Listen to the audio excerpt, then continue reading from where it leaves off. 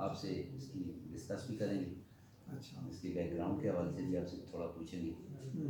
اسلامیہ high school مٹھی بھر آٹا اسکیم پر چلنے والا 1892 میں قائم ہونے والا اسکول، جسے آج سینیٹینیل ماڈل ہائی اسکول نمبر 2 کہا جاتا ہے، اس میں ہم موجود ہیں۔ پرنسپل بختیار خٹک صاحب بھی موجود ہیں، اس کے ساتھ نوید اکرم بھائی صاحب جو سینئر جرنلسٹ ہیں وہ بھی ہمارے ساتھ موجود ہیں، کہ شاعر مشرق حضرت علامہ اقبال رحمۃ اللہ علیہ وہ بھی اس اسکول میں آئے تھے یا انہوں نے اسٹے بھی کیا تھا۔ مزید ہم پرنسپل بختیار خٹک صاحب سے جانتے ہیں کہ ان کے اس حوالے سے کیا کہنا ہے۔ یہاں ایبٹ آباد کے بلکہ ہزارہ پورے ڈویژن کے سب لوگ جو ہے وہ جانتے ہیں اسکول کی تاریخی پس منظر کیا ہے اور اسکول کی خدمات کیا ہے۔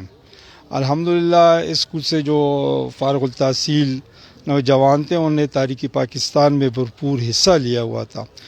قسمت میں بھی ہائر سیکنڈری اسکول کا بننا جو ہے وہ نصیب ہوا ہے، حالانکہ جو بہت دیر سے ہوا ہے۔ اب اس کے لیے آلریڈی ٹینڈر جاری ہو چکا ہے، کنٹریکٹر جو ہے اس کو کنٹریکٹ مل چکا ہے، اور اس کے لیے جو جگہ ہے وہ بھی CNW کے محکمے اور ایجوکیشن ڈپارٹمنٹ کے کنسلٹیشن سے آلریڈی اس کے لیے ایک جگہ جو ہے جو آپ نے دکھا دیا ناظرین کو، یہ ڈیمولش ہو چکا ہے۔ اب اس پہ جو ہے نا ہائر سیکنڈری کی ڈبل پورشن بلڈنگ بننی ہے، لیکن بدقسمتی سے یہ ہے کہ ابھی تھوڑی سی ہمیں رکاوٹ درپیش ہوئی اس میں، اور وہ رکاوٹ جو ہے اوقاف ڈپارٹمنٹ کی طرف سے دکھاتے ہیں آتے ہیں اس پہ۔ سر یہ بتائیے گا کہ یہاں پر کتنے طلبہ آپ کے پاس اب موجود ہیں جو اس وقت ٹوڈے ہمارے پاس 820 بچے جو ہے وہ انرول ہیں، کیونکہ پہلے 1500 2000 تک یہاں بچے جو ہیں۔ ہاں تو صاف سی ظاہر بات ہے، اب اس وقت آپ دے رہے یہ بلڈنگ ہمارے استعمال میں تھی، اس میں کمرے تھے، اس میں ہماری پوری ایڈمنسٹریشن بلاک دفتر، ٹھیک ہے جی، کلاس روم، اور وہاں جو آپ دیکھ رہے ہیں وہاں بھی بچوں کے کلاس روم تھے۔ اب اس پہ آپ کا ایشو آ رہا ہے کیونکہ یہ آپ کے اسکول کی جگہ اور نیچے کسی کے کمرے بنے ہوئے ہیں، اللہ ہی ہدایت دے۔ جی آپ ذرا دیکھ رہے ہیں، دیکھیں ہماری اسکول کی یہ جو ہے باؤنڈری لائن آ رہی ہے، وہ ہمارا جو کمرہ ہے اس کے ساتھ جو دیوار آ رہی ہے، دیکھیں یہ ہماری اس میں۔ ابھی یہ جو میرے خیال میں 6 کلاس جو آپ نے یہاں شفٹ کی ہیں، سیکشن جو ہیں ABC۔ جی ہاں، اس وقت ہماری 6 کا اور 7 کی 2 کلاسیں جو ہے اس پورشن میں جو ہے وہ ابھی لگ رہی ہوئی ہے، پرانے پورشن میں لگی ہوئی ہے۔ یہ ابھی جو جگہ ہے دیکھیں، یہ ہمارے ابھی کلاس روم ہے آلریڈی 6 کی۔ یہ بھی کلاس روم ہے؟ جی ہاں جی، یہ کلاس روم ہے۔ اب ادھر دیکھیں، یہ کلاس روم سے ہمارے ایریا جو ہے نا، یہ دیوار ہے سامنے، یہ آ رہا ہے، ٹھیک ہے جی۔ یہ دیکھیں، یہ ہماری باؤنڈری ہے اس بازار کے ساتھ، پیچھے اس کے بازار ہے، ٹھیک ہے جی۔ تو یہ دیکھیں، یہ ادھر جو آپ کے پاس جو جگہ نظر ہے ہمارے پاس کلاس روم تھی، یہ آپ کی یہ کلاس روم تھی آپ کی؟ یہ کلاس روم تھی، یہ ادھر برآمدہ تھا، ٹھیک ہے جی۔ ادھر ایک اور جگہ تھی اس طرح، کچن سا تھا ادھر۔ اچھا کچن تھا اور یہ ساری چیزیں، اور یہ برآمدہ تھا۔ جی جی، یہ بالکل یہ برآمدہ تھا کلاس روم کے سامنے جو آپ کو نظر آ رہے تھے کہ فرش، اور یہ کلاس روم تھا بالکل۔ اس میں ادھر ہماری 6 کی کلاس جو ہے وہ لگ رہی تھی۔ یہ اس کے نیچے کون گھسا ہے؟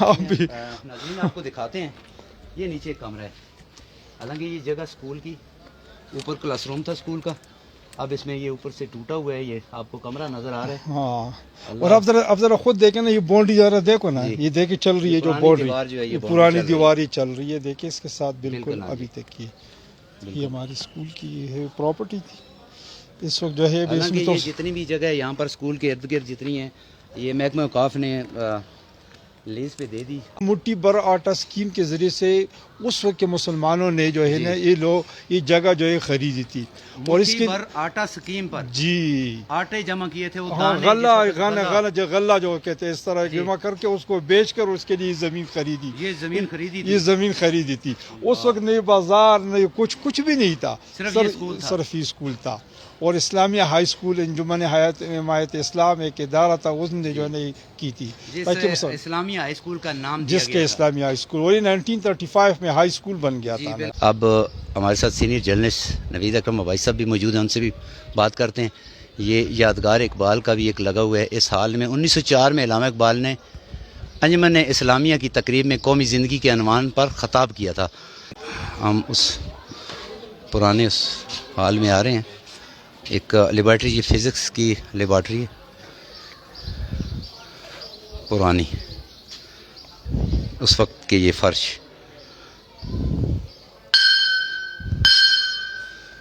بہت آرکیالوجی ڈپارٹمنٹ اس پہ اگر توجہ دے، اس کی تزئین و آرائش کرے، اس کی مینٹیننس کریں.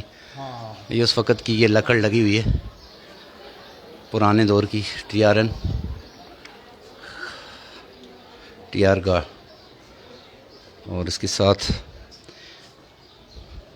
یہ جگہ کون سی ہے؟ یہ بس میں بیسیکلی یہ ہاسٹل تھا نا، یہ ہاسٹل تھا. اچھا، یہ پرانا ہاسٹل تھا. جی اوپر دیکھیں گے، آپ نے دیکھا نا یہ کمرے اس طرح. ہاں بالکل، ہاں جی، ہاں یہ ٹرپل سٹوری ہے. ٹھیک ہے، یہ ٹرپل سٹوری تھا. ٹرپل سٹوری بالکل. جی، آپ نے یہ بلڈنگ دیکھی، اس کی ہسٹری کے حوالے سے جانا، کیا کہتے ہیں آپ؟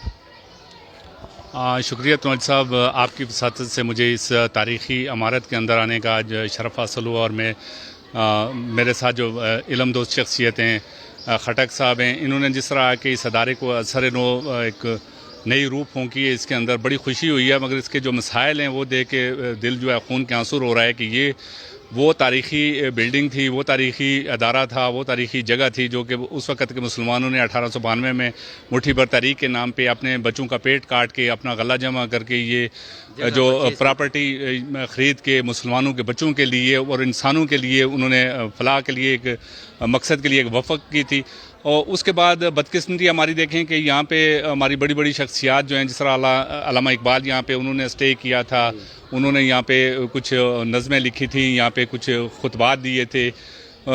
اس کے بعد بہت ساری شخصیات نے اس تعلیمی ادارے سے نکل کے ملک میں اپنا نام روشن کیا، ملک کا نام روشن کیا، اور پوری دنیا میں انہوں نے علم کی روشنی پھیلائی ہے. اور آج بھی یہ ایک شمع ہے جو یہاں سے جل رہی ہے. مگر بدقسمتی یہ ہے کہ اس کے اندر آ کے دیکھ کے جو انکروچمنٹس ہوئی ہیں، اس وقت کے مسلمانوں کی روح جو تڑپ رہی ہوگی کہ ہم نے کس مقصد کے لیے دیا تھا، اور اس کے اندر سے جو نالا گزر رہا ہے، اس کے اندر انکروچ کر کے جو بلڈنگز بنائی گئی ہیں چھوٹے چھوٹے پیسوں کے لیے، چھوٹے چھوٹے مفادات کے لیے، اس شہر کے لوگوں نے اس کو آن نہیں کیا. اس کی یہاں پہ جو ایلیٹ تھی اس نے اس کو آن نہیں کیا. انہوں تو یہ چاہیے تھا کہ جیسے ہی کوئی انکروچ کرتا ہے، یہاں کی سول سوسائٹی، یہاں کا پولیٹیشین، یہاں کا عالم جو تھا، یہاں کا جو میڈیا تھا، وہ چیختا، وہ باہر نکلتا کہ یہ آپ کیا ظلم کر رہے ہو، یہ ہمارے بزرگوں کی نشانی تھی، یہ ان کی جائیداد تھی. جس طرح آپ نے اوپر وہ دکھایا ہے تو یقین کریں مجھ سے وہ دیکھا نہیں جا رہا تھا کہ اوپر ہمارے اس وقت کے مسلمانوں کی جو مٹھی بھر وہ آٹا اسکیم والی تحریک تھی، اوپر تو ہماری بلڈنگ بنی ہوئی ہے، نیچے اس کے ہوٹل چل رہے ہیں، کمرشل بلڈنگز بنی ہوئی ہیں. یہ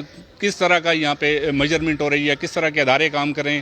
اور پھر تنولی صاحب، جس طرح آپ نے یہ جو ہیریٹیج ہمیں دکھایا ہے، پوری دنیا میں ہیریٹیج ہوتے ہیں، پوری دنیا میں اس کو سیو کیا جاتا ہے، پریزرو کیا جاتا ہے، اور تعلیمی ادارے بند نہیں کیے جاتے ہیں. میں تو خٹک صاحب کو داد دیتا ہوں کہ انہوں نے آ کے دوبارہ اس کو اپنے وسائل سے پریزرو کیا ہے اور اس سے قابل استعمال بنایا ہے. یہ کام تو ہمارے اداروں کا تھا، یہ آرکیالوجی ڈپارٹمنٹ کا تھا، یہ ہمارے ایجوکیشن ڈپارٹمنٹ کا تھا، یہ ہماری دوسرے ان اداروں کا تھا. وہ اس کو فنڈ مہیا کرتے، اس کو سیو کرواتے، اور یہ ہمارا ہیریٹیج نہ اس کی آڑ میں اگر ہم پورا جو ایک سسٹم کو کلوز کرنے کی کوشش کریں. یہ پورا یہاں پہ 1500 بچے تھے جو اب اس کی وجہ سے، سیکورٹی پوائنٹ آف ویو کی وجہ سے، یہ سارے انکروچمنٹ کی وجہ سے ان کی تعداد کم ہو رہی ہے. اب ان کو ہم جو ہے باؤنڈ کریں کہ نہیں، اس پہ کبھی وہ کورٹ میں چلے جائیں، کبھی ہم کوئی اور ہرڈلز پیدا کریں کہ جی اس کی آڑ میں نہیں ہونا چاہیے. اگر ادارے ہمارے کام کریں، یہ اوقاف کا اگر یہ تھا، یہ لوگوں نے اوقاف کو تو نہیں دی تھی، انہوں نے تو دی تھی یہ اپنے اس کے لیے، بچوں کے لیے ایک مدرسہ بنایا تھا، تعلیم کے لیے تھی. اوقاف اس میں آگے کہاں سے گھس گیا؟ اوقاف اگر گھستا ہے، یہاں پہ ہیریٹیج والے آ کے گھستے ہیں یا دوسرا کوئی ڈپارٹمنٹ گھستا ہے، تو وہ اس کے متبادل پھر ان کو وہ ساری چیزیں دیں نا جو اس وقت مسلمانوں نے دی تھی. اب ہمارا دین تو یہ کہتا ہے کہ آپ اپنے راستے کھلے کرو، ادارے بناؤ. تو ہم یہ کرتے ہیں کہ ہم اپنی جو جگہ ایک فٹ نہیں چھوڑتے ہیں، اور اداروں کے اندر آ کے، تعلیمی اداروں کے اندر آ کے، راستوں کے اندر آ کے بڑے بڑے کاروبار لگے ہوئے ہیں باہر. دیکھیں اس کے اگر راستے بند کریں گے، اس کے پانی کے جو نکاسی کے راستے ان کو بند کریں گے، تو اس سے یہ ہمارے نونہال جو ہیں یہ تعفن زدہ ماحول میں ایجوکیشن حاصل کریں گے.